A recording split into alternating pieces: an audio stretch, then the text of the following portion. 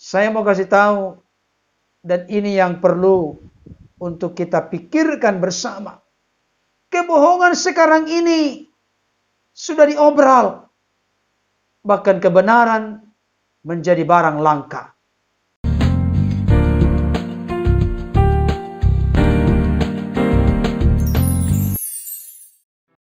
Shalom. Salam sejahtera dalam kasih Tuhan kita Yesus Kristus. Jumpa kembali dengan saya, dan pada kesempatan ini saya akan melanjutkan bagian yang kedua tentang judul Bisakah kita jadi orang benar? Firman Tuhan saya bacakan untuk kita dari Yohanes 18 ayat 37. Demikian bunyinya. Jawab Yesus, "Engkau mengatakan bahwa aku adalah raja. Untuk itulah aku lahir dan untuk itulah aku datang ke dalam dunia ini. Supaya aku memberi kesaksian tentang kebenaran. Setiap orang yang berasal dari kebenaran mendengarkan suaraku." Bapak Ibu Saudara yang dikasihi oleh Tuhan, kebenaran berbicara tentang melakukan perubahan ke arah Kristus secara aktif atau terus-menerus. Adalah kebohongan jika ada orang yang berkata orang benar sementara dirinya atau tingkah lakunya tidak menunjukkan perubahan ke arah Kristus. Dalam bahasa Yunani, kebenaran menggunakan kata aletheia yang artinya suatu kondisi hati atau batin yang terbuka, tidak baperan, bebas dari keterlibatan perasaan, kepura-puraan, lain di depan, lain di belakang, berpura-pura penuh dusta. Dalam dongeng binatang Yunani kuno, dikisahkan seorang laki-laki yang sedang berjalan di padang belantara. Nah, di sana ia bertemu dengan Dewi Veritas Aletheia yang sedang seorang diri.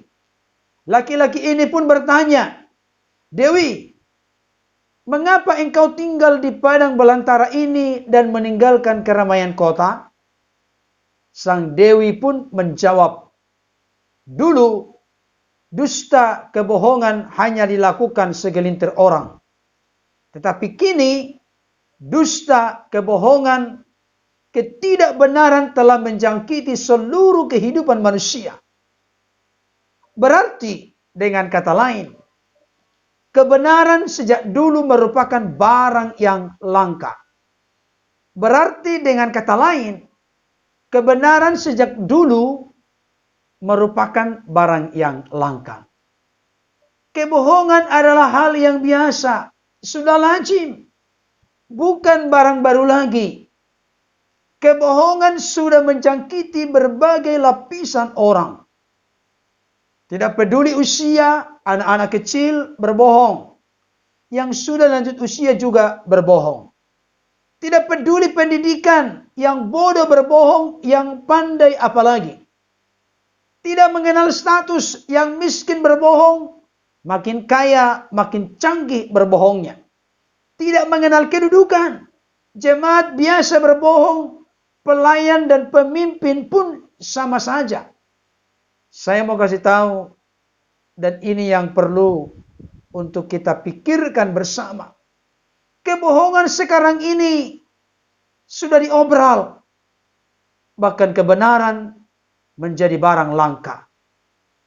Itulah sebabnya tidak ada jalan lain untuk menjadi orang benar. Kita harus menaati pimpinan Roh Kudus secara mutlak. Coba kita simak apa yang tertulis di dalam Yohanes 16 ayat 13 berikut ini. Tetapi apabila ia datang, yaitu Roh kebenaran, ia akan memimpin kamu ke dalam seluruh kebenaran. Bapak Ibu Saudara yang dikasihi oleh Tuhan, di dalam perjalanan hidup ini, bagaimana supaya saudara dan saya, supaya masing-masing kita bisa hidup di dalam kebenaran, bukan di dalam kepalsuan dan kebohongan. Saya mau kasih tahu dan ingatkan kepada setiap kita, Kalau dengan mengandalkan kekuatan kita sendiri, kita tidak akan mampu menjalaninya. Tetapi ketika kita memohon dan merelakan hidup kita dipimpin, dikuasai dan dikendalikan oleh Roh Kudus, maka Roh Kudus itulah yang akan menolong kita, yang meneguhkan dan menguatkan kita, sehingga mampu bukan sekadar mengerti, memahami kebenaran, tetapi hidup di dalam kebenaran.